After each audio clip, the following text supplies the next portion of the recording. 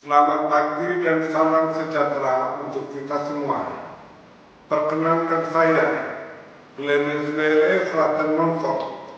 Saya adalah dosen Universitas Wisnu-Wardana Malang. Saya bergabung bersama Universitas Wisnu-Wardana sejak tahun 2012 dengan home base pada Fakultas Ekonomi Bisnis Program Manajemen.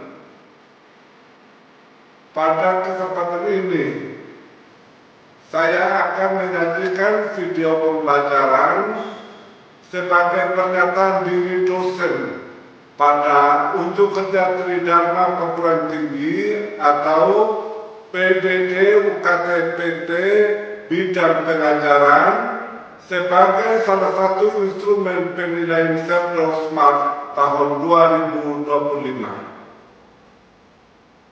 Mata kuliah hubungan industrial adalah mata kuliah wajib untuk program manajemen semester 6 pada Universitas Wisnu-Wardana Malang dan telah tercatat di sistem dengan bobot 3 SKS. Selanjutnya, mata kuliah ini disajikan dalam 16 kali pertemuan. Adapun capaian pembelajaran lulusan atau CPL pada mata kuliah hubungan industrial menitikberatkan pada keempat hal, yakni 1. Sikap, 2. Keterampilan umum, 3. Pengetahuan, 4. Keterampilan khusus. Untuk komponen sikap mencakup: pertama, hendaknya mahasiswa bisa berperan sebagai warga negara yang bangga dan cinta tanah air, memiliki nasionalisme serta rasa tanggung jawab pada negara dan bangsa. 2. Menginternalisasi nilai, norma, dan etika akademik. 3. Menunjukkan sikap bertanggung jawab atas pekerjaan di bidang keahliannya secara mandiri. Selanjutnya, untuk komponen keterampilan umum mencakup: 1. Mahasiswa mampu menemukan atau mengembangkan teori atau konsepsi atau gagasan ilmiah dan memberikan kontribusi pada pengembangan serta pengamalan ilmu pengetahuan dan atau teknologi yang memperhatikan dan menerapkan nilai humaniora di bidang keahliannya dengan menghasilkan penelitian ilmiah berdasarkan metodologi ilmiah, pemikiran logis, kritis, sistematis, dan kreatif. 2. Mahasiswa mampu menyusun penelitian interdisipliner, multidisipliner, atau transdisipliner, termasuk kajian teoritis dan atau eksperimen pada bidang keilmuan teknologi, seni, dan inovasi yang dihasilkannya dalam bentuk tesis. 3. Mampu memilih penelitian yang tepat guna, terkini, dan termaju, dan memberikan kemaslahatan pada umat manusia melalui pendekatan interdisipliner, multidisipliner, atau transdisipliner dalam rangka mengembangkan dan atau menghasilkan penyelesaian masalah di bidang keilmuan, teknologi, dan kemasyarakatan berdasarkan hasil kajian tentang ketersediaan sumber daya internal maupun eksternal. 4. Mampu mengembangkan peta jalan penelitian dengan pendekatan interdisipliner, multidisipliner berdasarkan kajian tentang sasaran pokok penelitian serta konstelasinya pada sasaran yang lebih luas. Untuk komponen pengetahuan mencakup 1. Mahasiswa menguasai teori hubungan kemanusiaan dan hubungan kerja dalam industri. 2. Menguasai efektivitas komunikasi interpersonal dalam hubungan kemasyarakatan. 3. Menguasai hubungan kerja dan permasalahannya dalam dunia industri. Untuk komponen keterampilan khusus mencakup hal-hal sebagai berikut. 1. Mampu mensintesis teori-teori hubungan kerja. 2. Mampu mengevaluasi teori-teori hubungan kemanusiaan dan hubungan industrial, permasalahan perburuan di perusahaan seperti mogok kerja atau demo. Beberapa CPL ini kemudian dikemas dalam CPNK yang lebih spesifik dan diharapkan mahasiswa mampu mensintesis dan mengevaluasi teori-teori hubungan kemanusiaan dan hubungan kerja secara kritis dalam konteks berbagai permasalahan sosial dan mampu mengimplementasikan hasil generalisir dan kategorisasi dalam bentuk menilai, mengkritisi, dan membangun argumentasi pada berbagai permasalahan sosial dan menyajikannya dalam bentuk tulisan akademik. Kemudian, untuk beberapa referensi yang digunakan dalam mata kuliah ini ada 8 rujukan. Yang pertama, Making Sense of Culture Studies oleh Baker Chris tahun 2002. 2. Manajemen Hubungan Industri Serikat Pekerja Perusahaan dan Pemerintah oleh Prof. Dr. Payaman Simanjuntak. 3.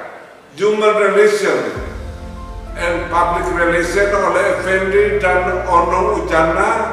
4. Theories of Human Communication oleh Little John. 5. Sosiologi Industri oleh Parker Brown. 6. Teori Sosial Postmodern oleh Research tahun 2003. 7. Pedoman Hubungan Industrial oleh Samani. 8. Pengantar Sosiologi Industri oleh Wijaya Mahendra. Materi dan modul pembelajaran dalam perkuliahan ini sebagai berikut. 1. Kami menggunakan teori hubungan kemanusiaan dan hubungan kerja. 2. Faktor jasmani rohani manusia dalam hubungan kemanusiaan. 3. Teori komunikasi antar personal yang efektif. 4. Teori konseling. 5. Teori hubungan industrial. 6. Teori perjanjian kerja dalam hubungan industrial. 7. Lembaga kerjasama bipartit. 8. Lembaga kerjasama tripartit. 9. Struktur upah, upah minimum regional dan perlindungan upah. 10. Konsep dan jaminan sosial dalam hubungan industrial. 11. Konsep dan teori kesehatan dan kesehatan pekerja. 12. Konsep dan teori peran dan fungsi serikat pekerja. 13. Konsep dan teori perlindungan tentang ketenagakerjaan. 14. Konsep dan teori perburuan. 15. Konsep dan teori penyelesaian perselisihan hubungan industri. 16. Konsep dan teori organisasi ketenagaan nasional dan internasional. Selanjutnya, saya jelaskan komponen asal yang diterapkan dalam mata kuliah hubungan industrial. Pada bagian ini, penilaian mahasiswa terdiri dari 6 indikator utama sebagai berikut. Pertama, aktivitas partisipasi mahasiswa dengan bobot 10% yang diambil dari partisipasi mahasiswa selama pembelajaran. 2.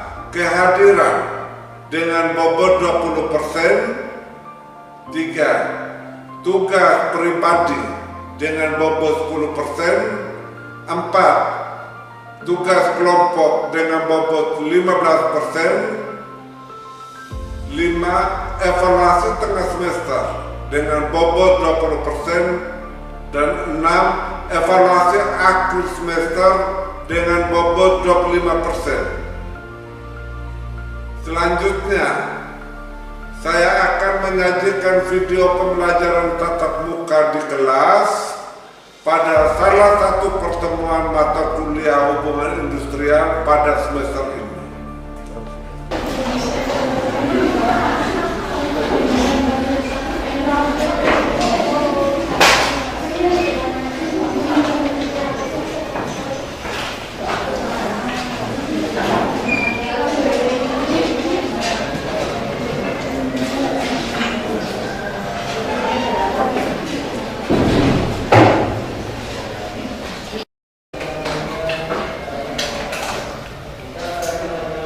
Selamat pagi adik-adik. Terima kasih banyak karena saat ini kita bergabung dalam perkuliahan hubungan industrial. Hari ini saya akan membawakan materi tentang konsep dan organisasi ketenagakerjaan nasional dan internasional. Sebelum masuk materi ini, saya mau bertanya dulu, masih ingat kan tidak materi pertemuan kita pada minggu yang lalu? Coba angkat tangan. Ya, Pak. Ya, angkat tangan yang masih mengingat materi pertemuan kita minggu yang lalu. Ya. Saya persilakan ini Mas Ferdi, silakan. Baiklah, sesuai dengan materi minggu lalu, penyelesaian perselisihan industrial adalah konflik antara pengusaha atau pekerja atau antar serikat buruh dalam satu perusahaan yang meliputi perselisihan hak, PHK, dan konflik antar buruh atau serikat pekerja.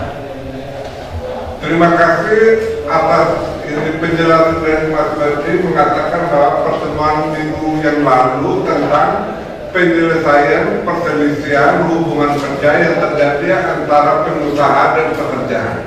Dari perselisihan ini tentu ada hal tertentu yang perlu diselesaikan. Mungkin Mas Fahri bisa menambahkan apa yang sudah dijelaskan oleh Mas Ferdi. Monggo.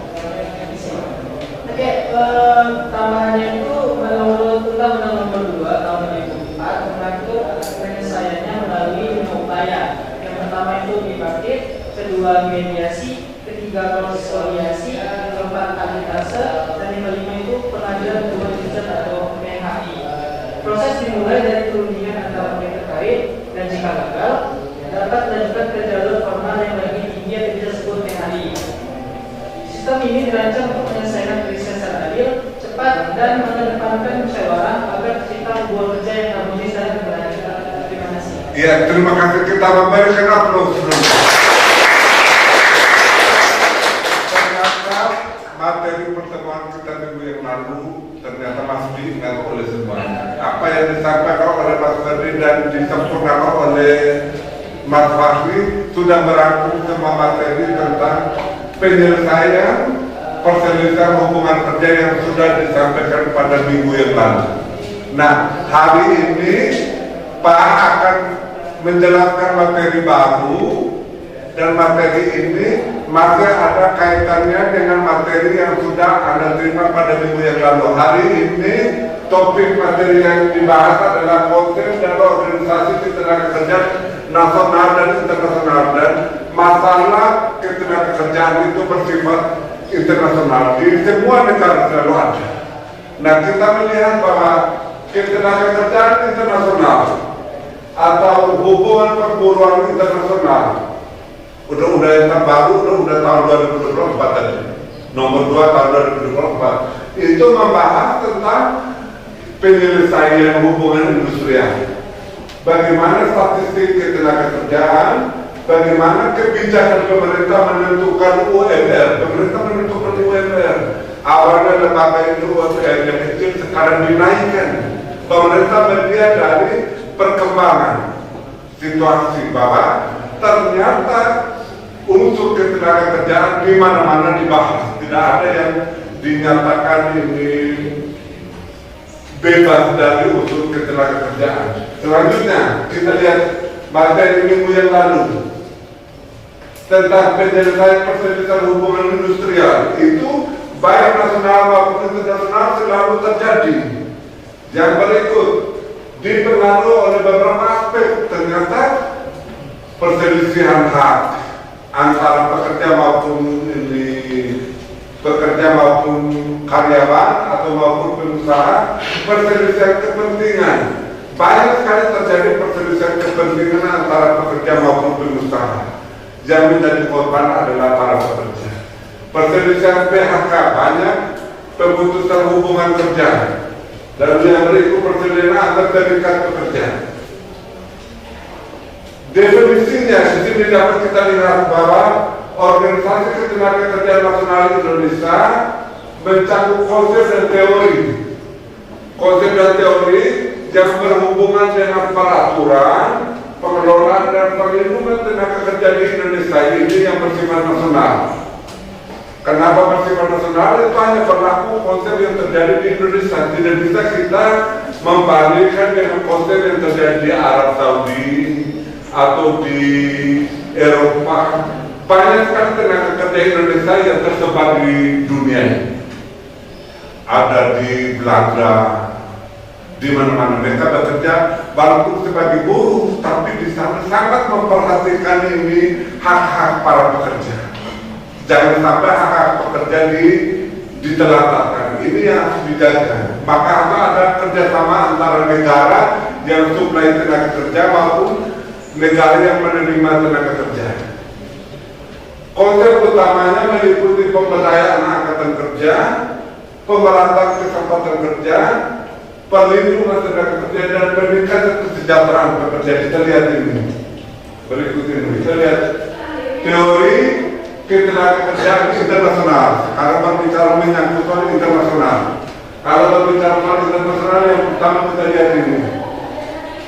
Tenaga kerja internasional adalah studi tentang bagaimana organisasi yang beroperasi di tingkat internasional, baik publik maupun privat, diatur berfungsi dan berinteraksi.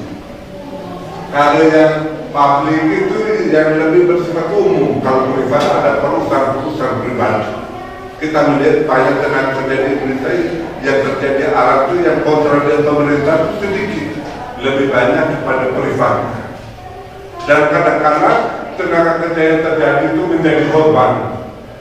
Walaupun ini bekerja secara privat, kalau tanpa perlindungan pemerintah, tenaga kerja itu harus membuat MOU dengan pemerintah setempat, lalu pemerintah setempat harus membuat MOA dengan pemerintah Indonesia. Sehingga kita semua di dalam tanggung jawab negara, bukan tanggung jawab pribadi. Keberadaan kita di salah satu negara sebagai tenaga kerja tetap dilindungi oleh pemerintah Indonesia. Yang kedua, teori ini mencakup berbagai perspektif termasuk teori organisasi klasik, neoklasik, dan modern, serta pendekatan dari berbagai disiplin ilmu seperti ilmu politik internasional, hubungan internasional, dan sosiologi. Sekarang kita lihat antar negara dan negara terjadi beberapa praktik kelihatan hubungan internasional kurang harmonis, betul kan? Dan ini Anda sebagai orang-orang yang memiliki intelektual bagus harus memiliki cara berpikir untuk menyelamatkan situasi ini. Karena Israel berperang dengan Iran, lalu Rusia berperang dengan ini Ukraina, lalu muncul terus dan ada negara-negara tertentu yang tidak mendukung, malah membuat provokasi. Terjadilah ini pertelevisian yang tidak berkesudahan dan bahkan terus-menerus kapan selesainya itu menjadi situasi politik internasional. Nah, kita lihat konsep dasar teori ini. Pertama, struktur organisasinya. Struktur organisasi untuk tenaga kerja internasional itu teori organisasi yang membahas bagaimana struktur organisasi internasional dibentuk dan bagaimana pembagian kerjanya, bagaimana wewenangnya, dan bagaimana tanggung jawab yang diatur di dalam program tersebut. Lalu fungsi organisasi tersebut adalah teori juga mengkaji fungsi utama yang dijalankan oleh organisasi internasional seperti diplomasi, negosiasi, kerjasama, dan pengambilan keputusan. Kita lihat yang berikut, interaksi organisasi. Teori organisasi membantu pemahaman bagaimana organisasi internasional berinteraksi satu sama lain dengan negara anggota dan dengan aktor non-anggota negara lainnya.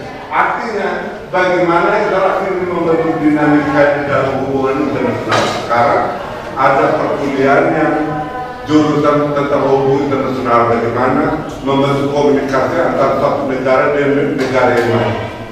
Lalu perubahan dan perkembangan, bahwa teori organisasi juga mempertimbangkan perubahan perkembangan organisasi internasional dari waktu ke waktu, termasuk lingkungan global yang berubah dan munculnya tantangan baru. Nah, apa yang dimaksud dengan teori organisasi klasik? Kita lihat dulu. Teori organisasi klasik itu menekankan pentingnya efisiensi, hierarki, dan spesialisasi dalam organisasi. Kalau sudah ada klasik, pasti ada neoklasik. Kalau di dalam teori organisasi neoklasik yaitu menyoroti pentingnya aspek manusia dalam organisasi seperti motivasi, kepuasan kerja, dan hubungan antar manusia. Lalu yang betul teori organisasi modern. Saat ini masuk teori organisasi modern. Dunia semakin modern, semakin terbuka. Artinya memandang organisasi sebagai sistem terbuka yang kompleks dan dinamis, yang selalu berinteraksi dengan lingkungan sekitarnya. Di sini dapat kita ambil kesimpulan bahwa teori ekonomi politik internasional mempelajari bagaimana faktor-faktor ekonomi dan politik yang mempengaruhi pembentukan dan tindakan organisasi internasional. Artinya di sini bahwa teori hukum internasional memberikan perspektif tentang bagaimana organisasi internasional beroperasi dengan sistem internasional yang lebih luas dan berinteraksi dengan aktor-aktor lain seperti negara, organisasi maupun non-pemerintah. ILO didirikan pada tahun 1919. Anda sudah lahir belum? Belum. Sebagai bagian dari persetujuan Versailles setelah terjadi Perang Dunia Pertama. Organisasi ini menjadi bagian dari PBB setelah pembubaran LBB dan pembentukan PBB pada akhir Perang Dunia Kedua. Dari materi ini mungkin ada yang bisa menyimpulkan simpulan ringkasan menyangkut materi yang ada dalam hari ini. Saya persilakan, siapa yang angkat tangan silakan. Ya, silakan angkat tangan yang lebih tinggi lah. Ya, saya persilakan yang pertama ini Mbak Alex, monggo. Kesimpulan dari saya, ketenagakerjaan nasional itu bagaimana menjaga para pekerja, khususnya di luar negeri. Tujuannya itu untuk mendapatkan keadilan dan keamanan, kayak hak dalam upah, terus bebas dari diskriminasi dan kerja paksa. Oh intinya, apalagi ada organisasi yang sudah dijelaskan oleh Bapak, ada ILO sama IOM itu organisasi yang bisa membantu para pekerja melindungi haknya dan melindungi pengalaman dalam bekerja di luar negeri maupun di luar negeri seperti itu. Ya, terima kasih, kita berikan aplaus untuk mantap. Apa lagi yang kedua? Ya, mana ini? Terima kasih. Saya mau menjelaskan tentang yang nasional. Ya. Kerjaan nasional mengacu pada kesalahan yang berhubungan dengan tenaga kerja di tingkat nasional. Dan ada beberapa aspek seperti yang sudah Bapak jelaskan tadi. Ada peraturan perundang-undangan, statistik tenaga kerjaan, data tenaga kerjaan, kondisi pasar tenaga kerja, pendidikan dan pelatihan, juga perlindungan tenaga kerja untuk menangani masalah-masalah di tingkat nasional seperti pengangguran, kualitas tenaga kerja yang rendah, perlindungan tenaga kerja yang kurang, upah yang rendah, dan hubungan industrial yang belum harmonis. Dengan ini ada tujuan utama dari ketenagakerjaan nasional yang meliputi menciptakan pasar tenaga kerja yang efisien dan produktif, melindungi hak-hak kerja, dan menciptakan hubungan kerja yang harmonis, meningkatkan kualitas dan daya saing tenaga kerja, mengurangi tingkat pengangguran, dan mendukung pertumbuhan ekonomi dan pembangunan nasional. Terima kasih Mbak Laila. Kita berikan luar biasa ternyata rangkumannya sangat komplit. Pak Aceng dan Mbak Laila sudah menimbulkan materi pertemuan kita pada siang hari ini, dan itu adalah materi inti.